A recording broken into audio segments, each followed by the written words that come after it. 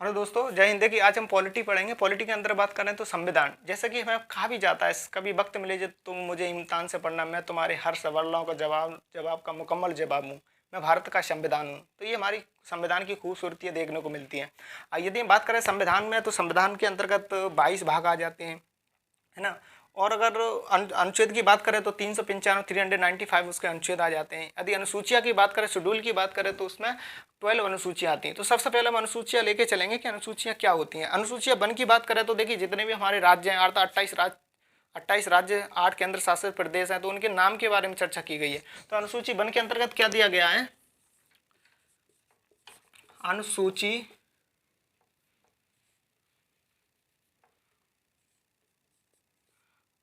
अनुसूची में क्या है, 1 से लेकर 12 तक देखिए। यदि अनुसूची 1 के अंतर्गत देखें तो हमारे 28 राज्य, उनके नाम के बारे में चर्चा की गई है। 8 केंद्र शासित प्रदेश है, उनके नाम के बारे में चर्चा की गई है। देखिए, अगर मैं बात करूं कि लिखने का, यदि मैं बताऊं कि किस तरीके से लिखना है, तो मैं आपको बताता जा रहा हूं कि अनुसूची है, उसको हिंदी में, इंग्लिश में शेड्यूल बोलते हैं। इसके अंतर्गत अनुसूचिया की बात करें तो कितनी आती है? 12 अनुसूचियाँ आती है, 1 से लेकर 12 तक। यदि पहली अनुसूची के अंतर्गत बात करें तो उसमें क्या आ जाता है? 28 राज्य और 8 केंद्र शासित प्रदेशों के नाम के बारे में चर्चा की गई। ये किसके अंतर्गत चर्चा की गई? अनुसूची वन के अंतर्गत। यदि हम अनुसूची 2 के बारे में बात करें तो हमारे वेतन की चर्चा गई। अब वेतन किसके बारे में चर्चा की गई? वेतन का अर्थ है हमारे प्रेसिडेंट हुए, लोकसभा मेंबर हुए, राज्यसभा मेंबर हुए, उनके पेंशन भत्ते और वेतन के बारे में चर्चा की गई है। तो अनुसूची 2 के अंतर्गत क्या दिया गया है? अनुसूची 2 के अंतर्गत क्या दिया गया है? वेतन, भत्ते, भत्ते का अर्थ है अलाउंसेस जो दिए जाते हैं, और पेंशन, यानी रिटायरमेंट के बाद कितना पेंशन निर्धारित किया जाएगा। तो ये हमारे अनुसूची 2 के अंतर्गत दिया गया है। अनुसूची 3 के अंतर्गत बात हम करें तो अनुसूची 3 के अंतर्गत आ जाता है कि अगर इनकी ये सब बन गए, इनके पेंशन वगैरह हमने रेडी कर दिए, तो उनको किस तरीके से शपथ दिलवाई जाएगी। तो अनुसूची 3 के अंतर्गत हमें क्या देखने को मिलता है? शपथ।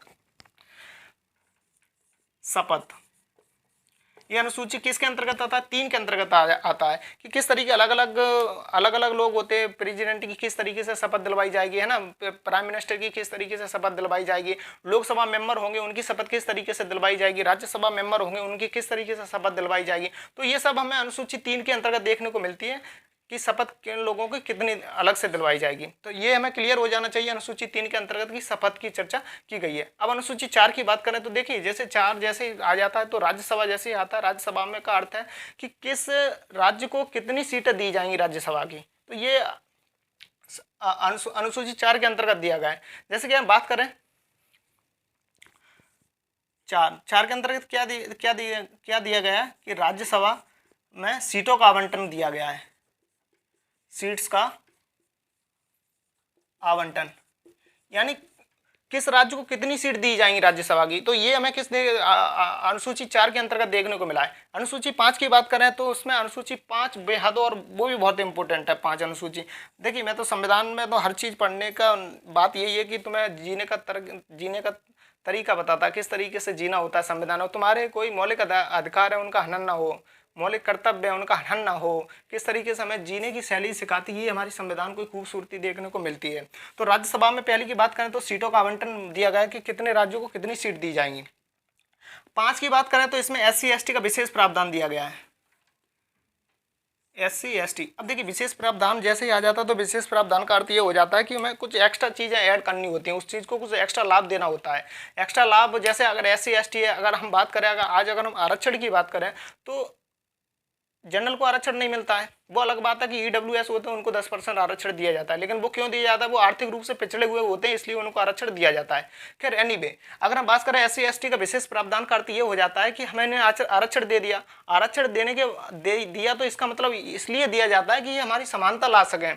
जैसे जनरल OBC जनरल लोग हैं तो उनके बराबर समानता आर्थिक रूप से आए, शैक्षणिक तौर पर समानता आ सके। तो इसलिए हमें SC ST के लिए विशेष प्रावधान की चर्चा की गई है। किसमें की गई है? शेड्यूल 5 में SC ST का विशेष प्रावधान।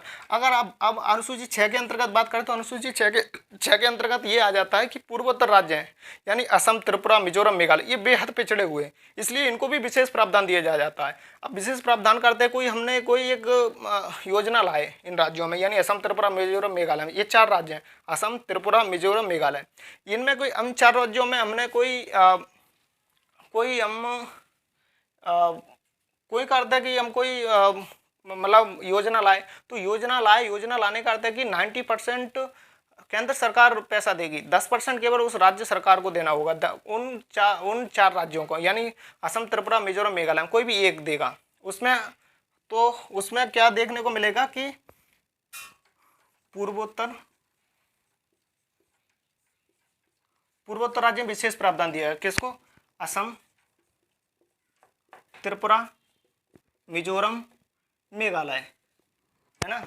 असम, त्रिपुरा, मिजोरम, मेघालय, ये पूर्वोत्तर राज्यों को विशेष प्रावधान दिया गया है ना। साथ में बात करें तो शक्तियों का बंटवारा दिया गया है। अनुसूची 7 के अंतर्गत क्या आ जाता है? शक्तियों का बंटवारा। शक्तियों का बंटवारा,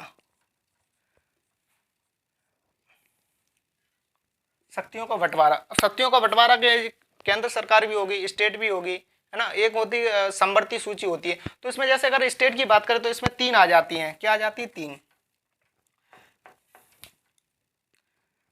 यहां मैं लिखता हूं अनुसूची। अगर हम अनुसूची की बात करें साथ में, तो इसमें शक्तियां का बंटवारा किया गया है। तो बंटवारे का अर्थ होता है, अगर पहला आ जाता है कि संघ सूची, संघ सूची का अर्थ होता है सेंट्रल, है ना, सेंट्रल लिस्ट। तो सेंट्रल लिस्ट में क्या होता है? इसमें केंद्र सरकार अपना नियम बनाएगी, है ना। केंद्र सरकार जो कहेगी वो नियम चलेंगे। अगर एग्जाम्पल के तौर पे देख लें तो हमारी जो डिफेंस होती है, तो ये संघ यानी सेंट्रल लिस्ट के अंतर्गत आएगा। दूसरी बात करें तो वो होती है स्टेट लिस्ट, यानी राज्य सूची। इसमें राज्य सरकार नियम बनाएगी अपने, है ना।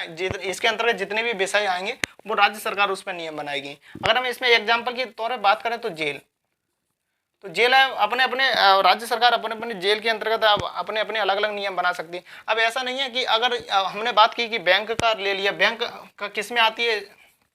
तो सेंट्रल लिस्ट में आती है। अगर सेंट्रल लिस्ट की बजाय हमने सोचा हमने इसमें राज्य सरकार में रख दिया, तो राज्य सरकार में रखने का अर्थ ये हो जाता है कि हर कोई अलग अलग से, जैसे उसने कहा कि हमारे राज्य सरकार के रुपए कुछ अलग चलेंगे, तो फिर ऐसा नहीं हो सकता। इसलिए हमें किसमें? संघ सूची में रखना पड़ता है। किसको? जो मतलब जिसमें सेंट्रल का पावर हो, उसमें उसको हम राज्य सूची संघ सूची के अंतर्गत रखा जाता है।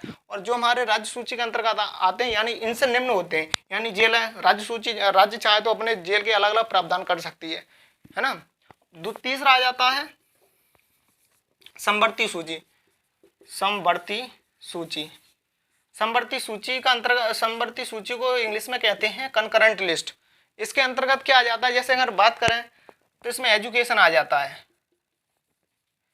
एजुकेशन यानी इसमें दोनों नियम बनाएगी, राज्य सरकार भी नियम बनाएगी और सेंट्रल भी एक नियम बनाएगी। दोनों नियम बनाएंगे समवर्ती सूची। एक चौथा आता है अवशिष्ट लिस्ट।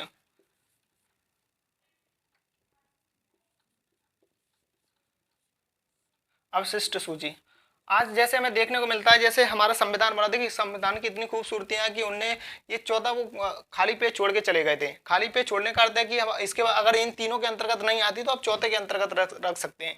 चौथे का जैसे हमारे इस समय गूगल आया, क्यों? हमारे संविधान बनने के बाद आया।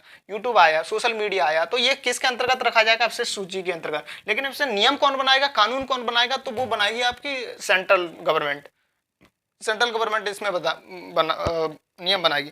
एग्जाम्पल की बात देख लें तो इसमें सोशल मीडिया आ जाएगा। सोशल मीडिया यूट्यूब आ जाएगा, फेसबुक आ जाएगी, है ना, यूट्यूब, फेसबुक। तो ये हमारे अनुसूची 7 के अंतर्गत हमें देखने को मिला।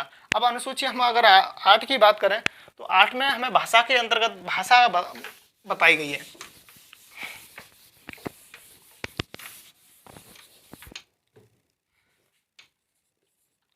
अनुसूची 8, इसमें क्या है? भाषा। अगर भाषा की बात करें तो संविधान से, जैसे संविधान जिस समय बना, यानी मूल संविधान में 14 भाषाएं थी, बाद में और ऐड की गई। अभी वर्तमान में कितनी है? 22 हैं। और संविधान जब जिस समय बना था उस समय 14 भाषाएं थी, है ना। तो ये हमें भाषा देखने को मिला 8। अगर 9 अनुसूची के अंतर्गत बात करें तो 9 के अनुसूची के अंतर्गत आ जाता है कि लैंड और रिफॉर्म, यानी भूमि सुधार। पहले जमींदार हुआ करते थे, उसको जमींदार को हटा दिया गया था, जमींदारों लोगों को। तो इसमें आता है लैंड लॉ रिफॉर्म यानी भूमि सुधार अधिनियम। भूमि सुधार इसमें आया था, भूमि सुधार के अंतर्गत कि उसमें जितनी भी जमींदारों की प्रथा चलती थी उसको हटा दिया गया था, है ना। तो ये अनुसूची हमें किसमें 9 में देखने को मिलती है। अगर अनुसूची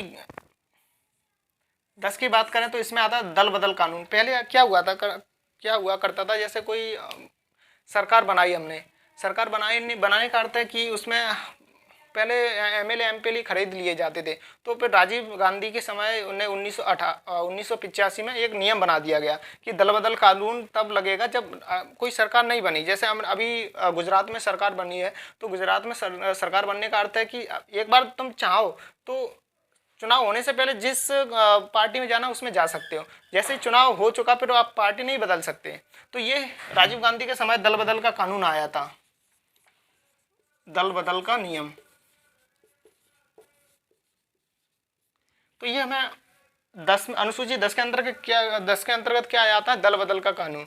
तो इसमें हम दल मतलब वो होगी हमारी पार्टी की में बदल का नियम नहीं कर सकते। कब नहीं कर सकते, जब हमारा चुनाव हो गया। उससे पहले तुम जब चाहो उस कमेटी में उस पार्टी में जा सकते हो। किससे, चुनाव से पहले। जैसे ही चुनाव हो गया फिर उसी पार्टी में आपको रहना पड़ेगा। तो ये हमें अनुसूची 10 के अंतर्गत आ जाता है। अनुसूची अगर हम 11 की बात करें तो पंचायतों को संवैधानिक दर्जा दिया गया था।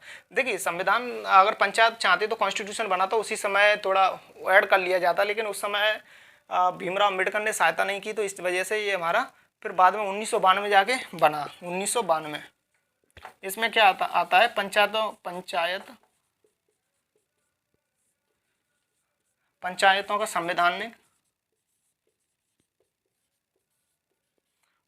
का संवैधानिक दर्जा दिया गया था। यह अनुसूची 11 के अंतर्गत दिया गया था।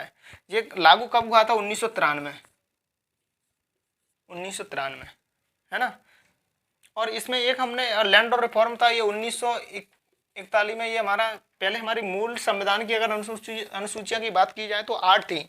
बाद में कॉन्स्टिट्यूशन जैसे अभी वर्तमान में बात करें तो वर्तमान में कितनी हो गई, 12 हो गई। तो मूल संविधान अगर फिर क्वेश्चन बन जाता है कि मूल संविधान में हमारी अनुसूचियां कितनी थी, तो मूल संविधान हमारी अनुसूचियां थी 8। अब वर्तमान में कितनी हो गई, 12, यानी 4 और ऐड कर दी गई। 4 कहाँ से ऐड की गई, 8 हमारी थी, फिर 9, 10, 11 और 12। 12 में क्या बात की गई है, 12 में की गई है कि हमारी नगर पालिका जो होती है यानी म्यूनिसिपैलिटी,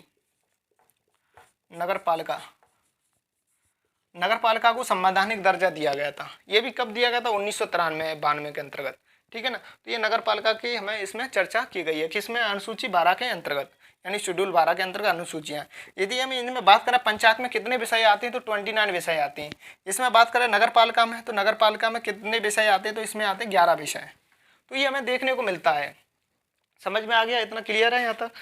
चलिए हमने इसको बताया कि इसमें कितने 11 विषय आते हैं, 11 नहीं 18 विषय।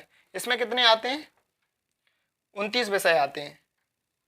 तो ये हमने आज अनुसूचियाँ देखी हैं। अब आगे चैप्टर में हम आपको भाग 1 से पढ़ाना स्टार्ट करेंगे। और भाग 1 में जैसा कि हमें पता है कि उसमें भाग 1 के अंतर्गत कितने 4 अनुच्छेद आते हैं, है ना। ये हमने अनुसूचियाँ पढ़ ली। अनुसूचियाँ का अर्थ है कि शेड्यूल की, इसमें क्या कहता है, अगर मैं एक रिवीजन के तौर पर बता दूँ तो पहले अनुसूची में क्या आता है कि 28 राज्य 8 केंद्र शासित प्रदेशों के नाम की चर्चा की गई।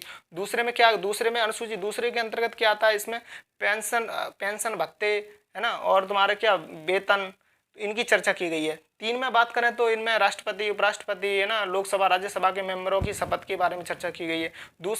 चौथे में बात करें तो इसमें चौथे में हमें क्या देखने को मिलता है कि हमारे जितने भी राज्यसभा है उनमें सीटों का आवंटन किया गया है अलग, मतलब किस राज्य को कितनी सीट दी जाएंगी। तो ये अनुसूची 4 के अंतर्गत आ जाता है। अनुसूची 5 की बात करें तो इसमें SC/ST का विशेष प्रावधान दिया गया है। अनुसूची 6 की बात करें तो पूर्वोत्तर राज्यों को विशेष प्रावधान दिया गया है। असम, त्रिपुरा, मिजोरम, मेघालय में इनमें विशेष प्रावधान दिया गया है। 7 की बात करें तो अनुसूची 7 में शक्तियों का बंटवारा किया गया है, जिसमें तीन आती हैं, मुख्यतः 3 रहती हैं। 4 वाला के बाद आता है कि अवशिष्ट लिस्ट को ऐड कर दिया गया है, वो उसमें खाली उस समय रखा गया था। तो सेंट्रल लिस्ट, है ना, तुम्हारा स्टेट लिस्ट, कंकरेंट लिस्ट ही आ जाती। 8 की बात करें तो इसमें भाषा की अनुसूची 8 के अंतर्गत भाषा की चर्चा की गई है। आर्टिकल 9 की लैंड और रिफॉर्म यानी भूमि सुधार की चर्चा की गई है ना। 10 में बात करें तो दल बदल कानून की चर्चा की गई है। 11 में बात करें तो 11 में तुम्हारी पंचायत आ जाती है। 12 में बात करें तो म्यूनिसिपैलिटी यानी नगर पालिका आ जाती है। तो हमने अनुसूचियाँ 12 हमने पूरी कंप्लीट कर ली। तो 12 किस तरीके से ये हमने आपको बताई। तो इस तरीके से ये हमें देखने को संविधान में अनुसूचियाँ हमने देखी और ये पूरी हमने कंप्लीट आपको बता दी। Thank you.